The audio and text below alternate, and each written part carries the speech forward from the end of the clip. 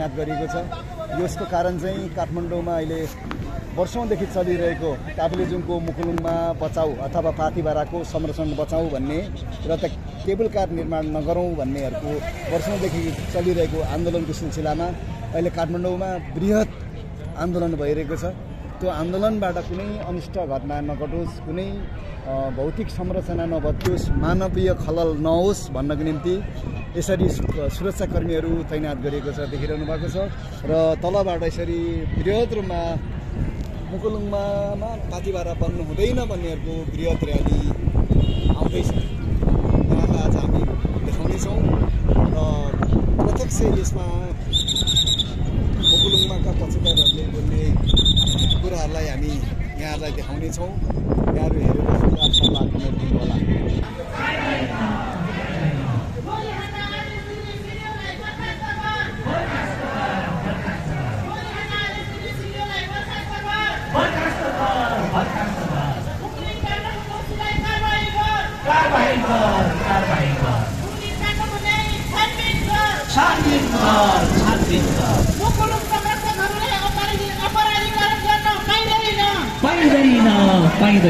मुकुलुङ संरक्षकहरूको सम्मान गर, सम्मान गर, सम्मान गर। मुकुलुङ गोलीकाण्डको छानबिन गर, छानबिन गर, छानबिन गर। केवल काण्डका भ्रष्टाचारको छानबिन गर, छानबिन गर, छानबिन गर। झुटा मुद्दामा दुःख दिन पाइँदैन, पाइँदैन, पाइँदैन। राममा व्यापारीकरण बन्द गर, बन्द गर, बन्द गर। राज्य आतंकका बन्द गर, बन्द गर, बन्द गर।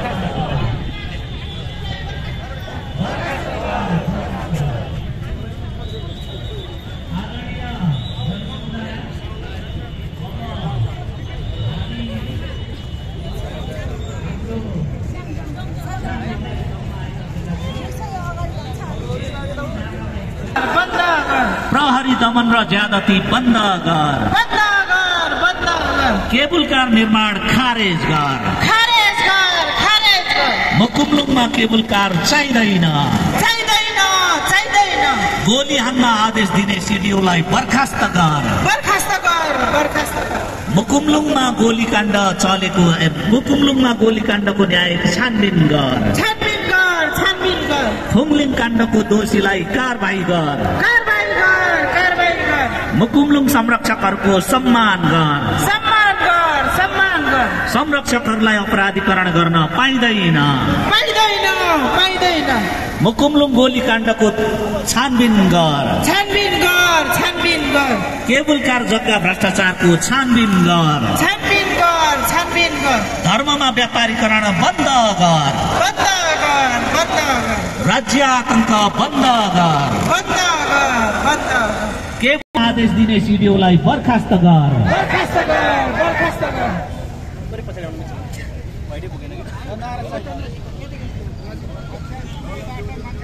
काण्डको दोषीलाई कारबाही गर। फुङलिङ काण्डको न्यायिक छानबिन गर। मुकुलुङ संरक्षकहरूलाई अपराधीकरण गर्न पाइँदैन। मुकुलुङ संरक्षकहरूको सम्मान गर। मुकुलुङ गोलीकाण्डको छानबिन गर। संस्कृतिको विशेषताहरू यिनैको खिलाफमा ताप्लेजुङ स्थित पाथिभरा अर्थात् हाम्रो मुन्दुमी भाषामा हाम्रो मुन्दुमी नाम मुकुमलुङमा विगत लामो समयदेखि सङ्घर्षमा छौँ हामी। त्यही सङ्घर्षकै क्रममा आजको यो कार्यक्रम पनि निरन्तरताको रूपमा अगाडि बढेको छ।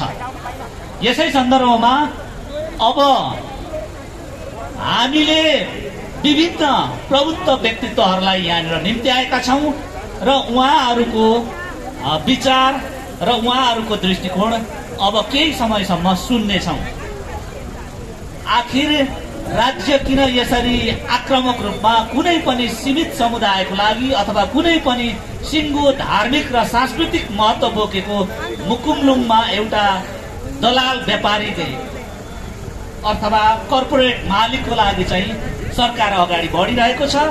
सरकारको सबै तहका सुरक्षा निकाय र सँगसँगै सरकारको जो शक्ति छ त्यसको दुरुपयोग गरिरहेको छ भन्ने सन्दर्भ अहिले प्रधान कुरा हो। MNO का निनिलाल तामाङज्यूलाई यो स्टेजमा आमन्त्रण गर्छु।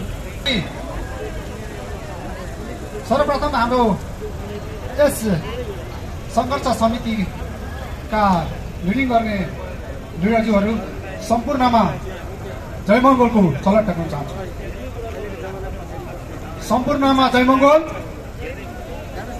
जति पनि हाम्रो पूर्वको मुकुलुङमा हाम्रो नेपाल सरकारको तर्फबाट अथवा राज्यको तर्फबाट हाम्रो मान्छेलाई हेपिएको छ, दमन गरिएको छ, अन्यायमा पारेको छ।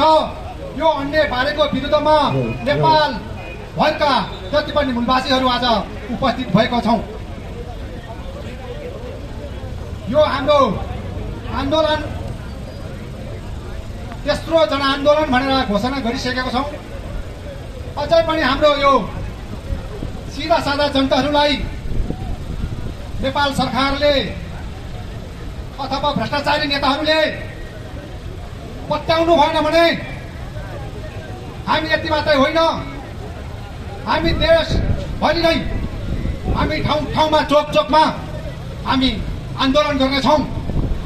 तपाईँहरूसँग हामी जतिखेर पनि सकेसम्म संवाद र वार्ताबाट टुङ्ग्याउनु पर्छ भनेर हाम्रो नेताजीहरूले धेरैचोटि बोलिसक्नु भएको छ।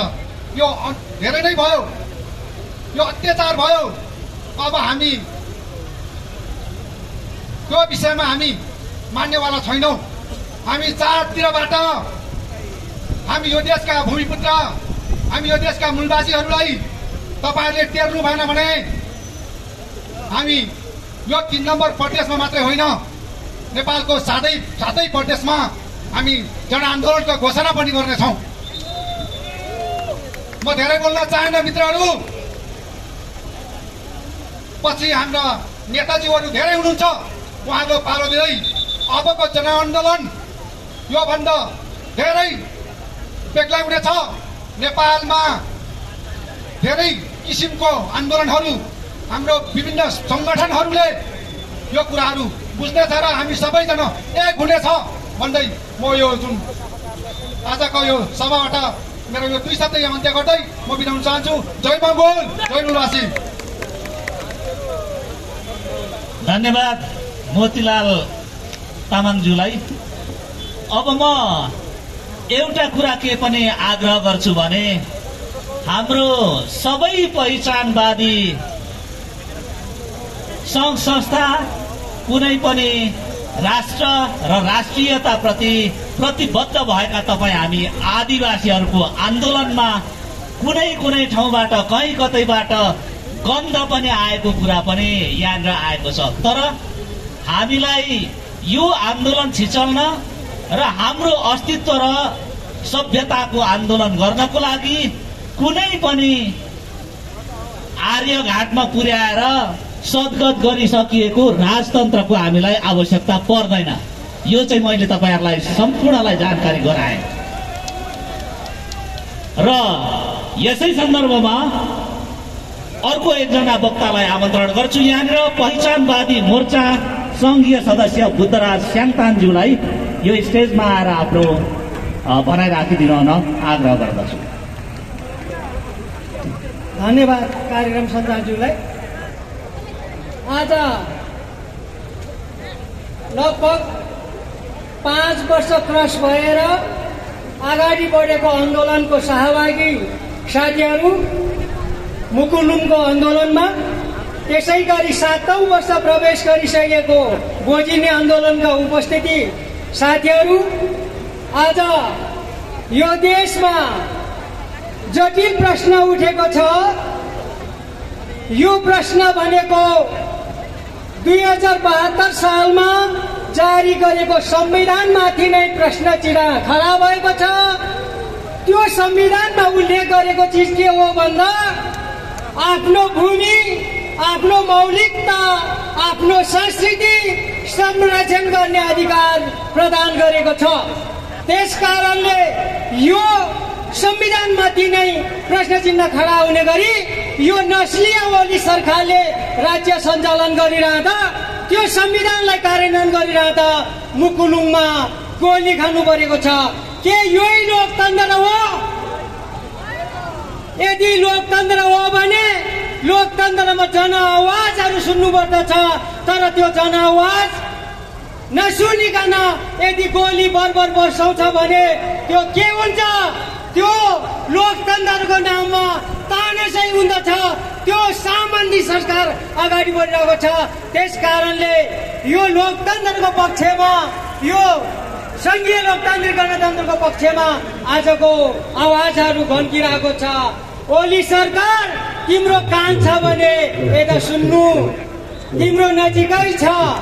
सिंहदरबारमा तिमी राम्रोसँग संविधानलाई संरक्षण गर्ने, कार्यान्वयन गर्ने जिम्मेवारी लिएकोले जनआवाजलाई दबाउने कुनै पनि नेपालको कानुनमा छैन। त्यसकारणले अस्ति गोली चलाउनेलाई तुरुन्त कारवाही गर भन्ने आजको जनआवाज हो।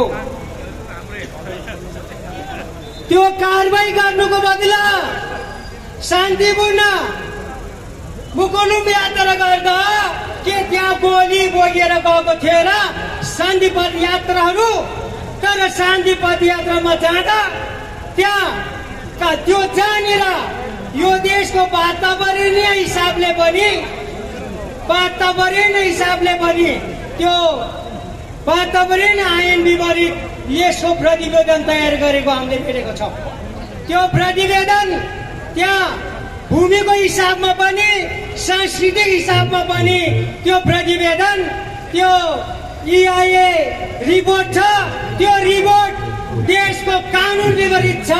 यो फेक रिपोर्ट तयार गरेर त्यो फेक रिपोर्ट यदि कार्यान्वयन गर्ने हो भने अब देशमा गोली बर्साइसकेपछि त्यहाँ जनताका गोली बन्दुक छैन। जनताले एउटा लोकतन्त्रको विधि र चरित्रमा बसेर, सिद्धान्तमा बसेर आवाज उठाउँदा गोली बर्साउनु भनेको यो देशमा युद्धको घोषणा गरेको हो कि होइन सरकार? त्यो प्रश्नको उत्तर खोजिरहेको छ आम नेपाली जनताले।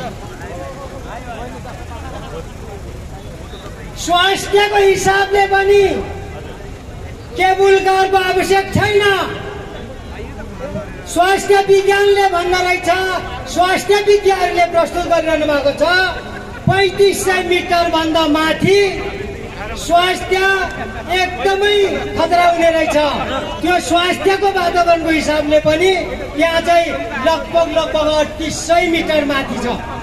त्यो चुमुलुङमा त्यो मुकुलुङमा 3500 लगभग 3800 को हाराहारीमा छ। 3795 मिटर भनेको त्यो लगभग 3800 मिटर हो। त्यो 3800 मिटरमा स्वास्थ्यको हिसाबले पनि तल 0बाट जाँदा तराईबाट एकैचोटि 3800 मिटरमा जाँदा त्यहाँ स्वास्थ्यको हिसाबले पनि खतरा हुने रहेछ। स्वास्थ्य विज्ञानले प्रुभ गर्ने कुराहरू हुन्। स्वास्थ्य विज्ञानलाई ध्यान दिँदैन भने सरकार तिमी कुन दुनियाँमा रमाइरहेको छौ। चन्द्र भण्डारीजी, तपाईँ यो देशको उद्योग वाणिज्य महासङ्घ अध्यक्षको नाताले तपाईँले सरकारमा पहुँच त पुर्याउनु भयो, तर तपाईँ डुब्दैछ। तपाईँले कान खोलेर सुन्नु। तपाईँले तयार गरेको त्यो वातावरणीय प्रतिवेदन EIA रिपोर्ट सबै गलत रहेछ। त्यो दलालहरूले निर्माण गरेको प्रतिवेदन हो। त्यो प्रतिवेदनले गर्दा तपाईँ फस्दैछ। यहाँ आम मुकुलुङ संरक्षणकर्ताहरू, पहिचानवादीहरू, न्यायप्रेमीहरूको एउटै आवाज हो, तपाईँको खर्च नडुबोस्। यदि खर्च नडुबोस् भनिरहँदा गोली ठोकिरहने हो। गोली ठोक्न पाउँछ? कुन आयनमा बसेर गोली ठोकेको छ? कुन नियममा बसेर गोली ठोकेको छ? त्यस कारणले खबरदार, गोली ठोक्छ भने अब जनताले विद्रोहको आवाज सिर्जना गर्नेछ। त्यो जनताको विद्रोह सिंहदरबारले ठेक्न सक्नेवालामा छैन। छोडिदिनुहोस्। उद्योग वाणिज्य महासङ्घको अवस्था पनि हामीले राम्रोसँग बुझेको छ। समाजलाई फेरि पनि शान्तिपूर्ण आवाज उठाइरहँदा हामी विकास विरोधी हौ भन्ने तपाईँहरूले एउटा आरोप लगाइरहेको छ। नेपालको बनाइनले पनि दिएन, वातावरण ऐनले पनि दिएन। त्यसै कारणले स्वास्थ्यको हिसाबले पनि केबुल कारको मुकुलुङमा आवश्यक छैन। म सबैलाई भन्न अनुरोध गर्छौ, केबुल कार मुर्दाबाद, केबुल कार मुर्दाबाद, केबुल कार मुर्दाबाद। भूमिको हिसाबले पनि त्यहाँ केबुल कारको आवश्यकता छैन। त्यो भूमि ऐतिहासिक याकथुङको भूमि हो। त्यसको प्रमाण भनेको 1831 मा तत्कालीन पृथ्वीनारायण शाह हारेको इतिहास हो। त्यो भूमि भनेको वर्तमान अवस्थामा लिम्बुवान किराँतहरूको भूमि हो। त्यसकारणले 1831 मा सन्धि गरेको छ नेपाल देश र लिम्बुवानसँग। यदि यो कुरा स्वीकार्दैन भने अब तम्सालिङ लगायत सम्पूर्ण भूमि अधिकार कर्मीहरू त्यो 1831 लाई टेकेर अगाडि बढ्न बाध्य हुनेछौँ।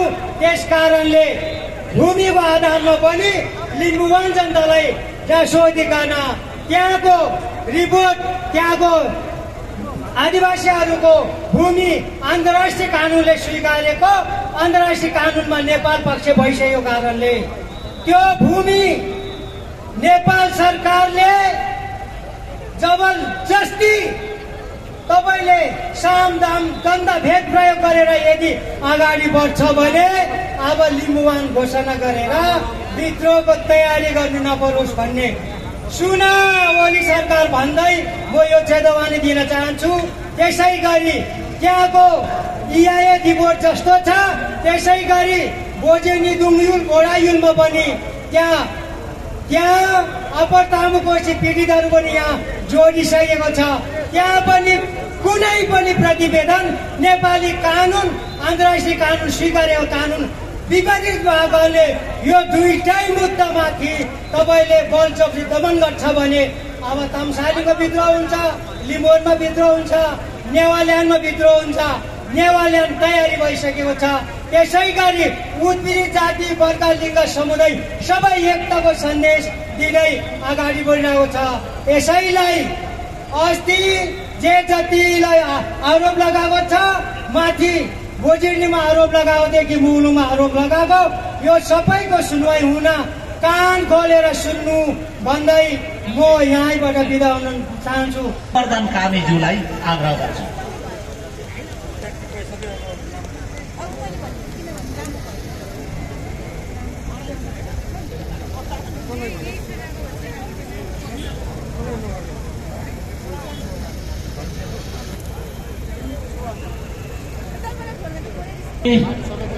हार्दिक अभिवादन। आदरणीय जनसमुदाय, संघीय लोकतान्त्रिक गणतन्त्र, धर्मनिरपेक्षता, समानुपातिक समावेशिताका पक्षधर पहिचान र अधिकारको आन्दोलनमा सरिक तमाम जनसमुदाय, हामी आज जनताको अधिकारमाथि दहन गर्ने नस्लीय अति जातिवादी हिन्दू ब्राह्मणवादीहरूको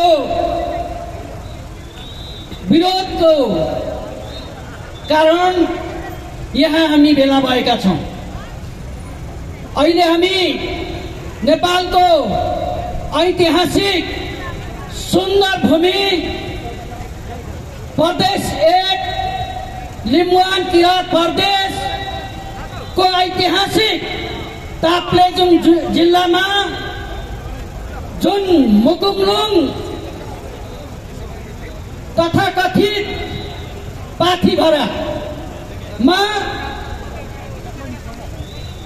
नस्लवादी राज्य सत्ताले लिम्बुवान साथै किराँतहरूको सभ्यता मुकुमलुङ माथिको अपराधीकरण गरेको विरुद्धमा हामी न्याय, समानता र अधिकारका पक्षधरहरू सिंहदरबारको अगाडि हामी हजारौंको उपस्थितिमा नस्लीय राज्य सत्ता केपी ओली लगायतका नस्लवादीहरूको विरुद्धमा हामी यहाँ भेला भएका छौँ।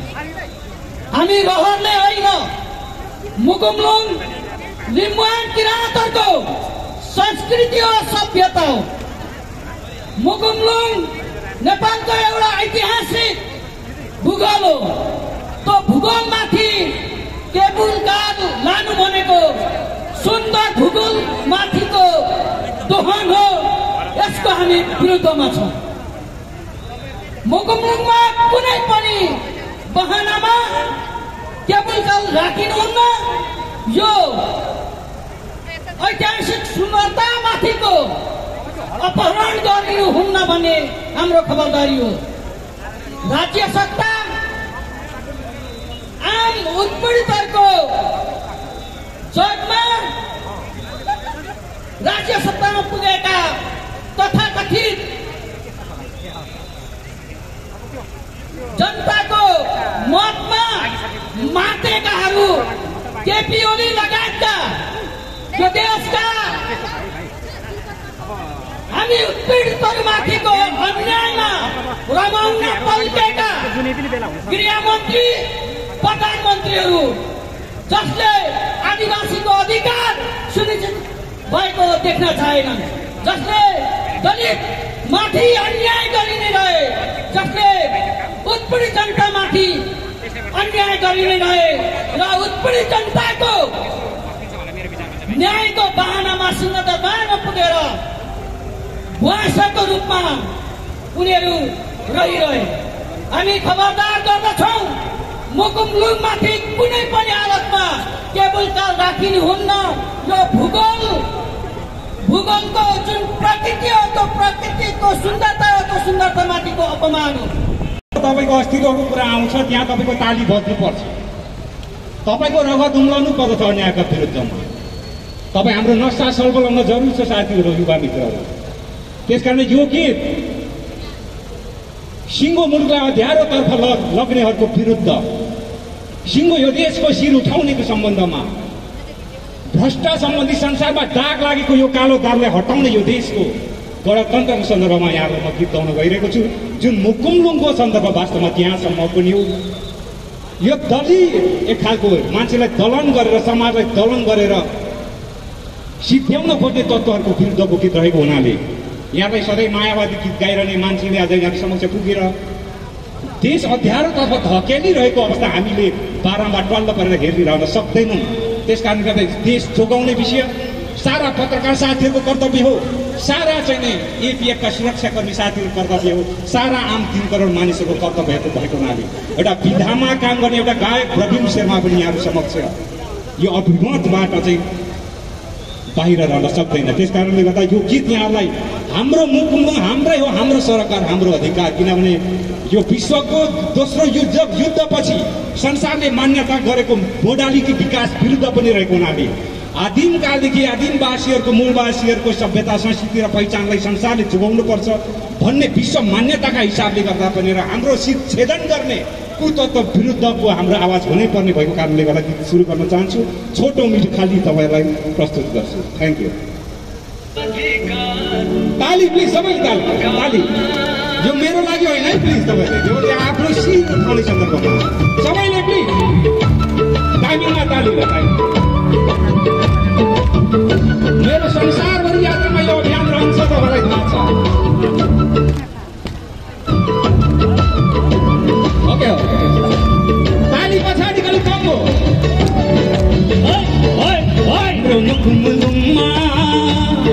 हाम्रो हो हाम्रो अधिकार, हाम्रो सरोकार हो छैन। यता ताली कम हो। पहिचानवादीहरूको मलाई तिमी त छैनै साथीहरू। भूमि आस्थाको धरोहर युवाले बास गर्ने अग्लो घर हो छैन।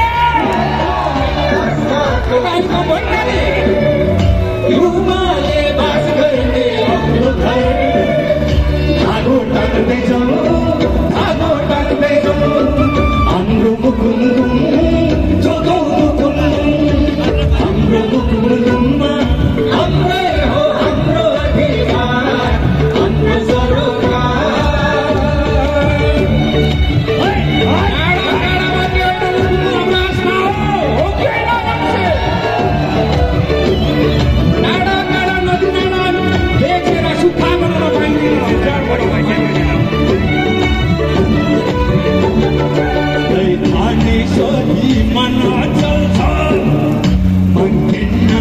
हाम्रो अटल छ। ताली जोड्दा ताली।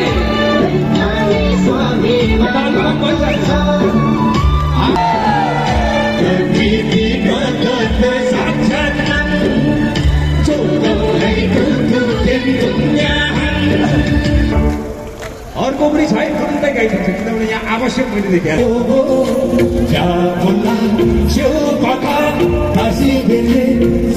सेवा सङ्घीय गणतन्त्र नेपालको, सङ्घीय गणतन्त्र नेपालको देशलाई फेरि पुरानो अवस्थामा लैजान खोज्ने ती राजावादी तत्त्वहरूलाई यो देश पुरानो अवस्थामा फर्कन सक्दैन। एउटै व्यक्तिलाई राजा बनाउने हो भने यहाँ 3 करोड राजा भएको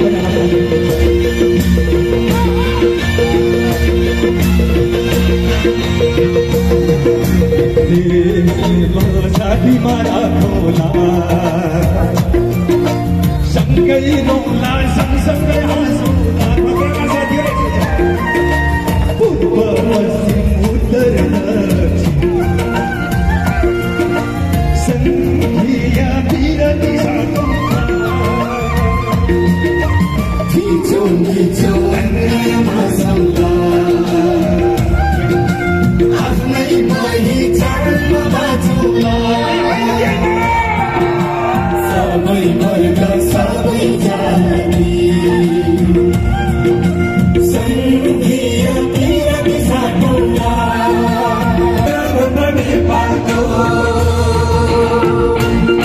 व्यवस्थाको नामलाई फरक भनेको हुनाले व्यवस्था चलाउने खराब भइदिएको।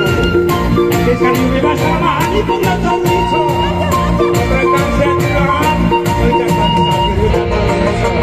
देशको नेपालले खास उत्पीडनमा परेकाहरूले गरिबहरूले अनेक परेका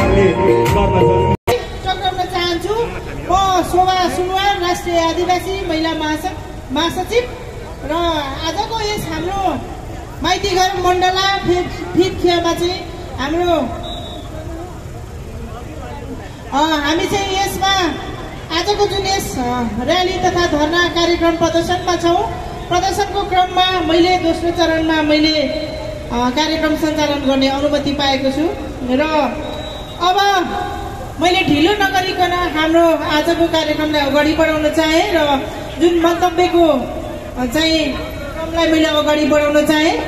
जसपा नेपाल संविधान सभा सदस्य तथा केन्द्रीय सचिव राजकुमार राईज्यूलाई आफ्नो दमदार मन्तव्य राखिदिनु हुनको लागि मञ्चमा हार्दिक अनुरोध गर्दछु। आज हामी मुकुमलुङ लिम्बुवानको मुन्दुमी स्थल मुकुमलुङमा भइरहेको अतिक्रमणको विरुद्धमा हामी आन्दोलित छौँ। संसारभरिकै आदिवासीहरूको एउटा विशेषता भनेको के हो भने आदिवासीहरूको कुनै भगवान हुँदैन, ईश्वर हुँदैन।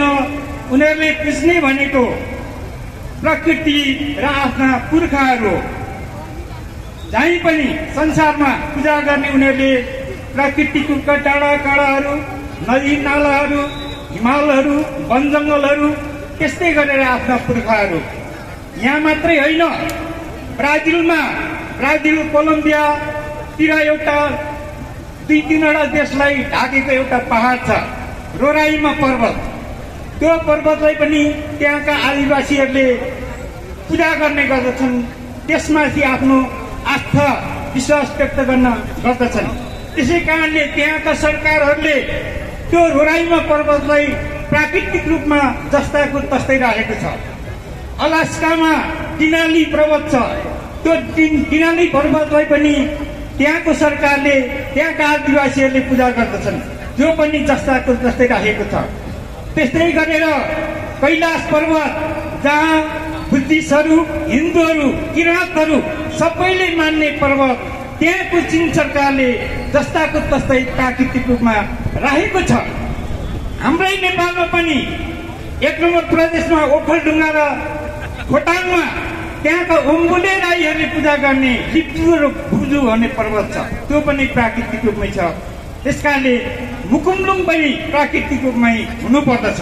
यो संसारको उदाहरणले गर्दाखेरि पनि प्राकृतिक रूपमै हुनुपर्दछ। मुकुमलुङको बारेमा भन्नुपर्दाखेरि सबभन्दा किराँती लिम्बू जातिको मुन्लुङको बारेमा जान्नुपर्ने हुन्छ।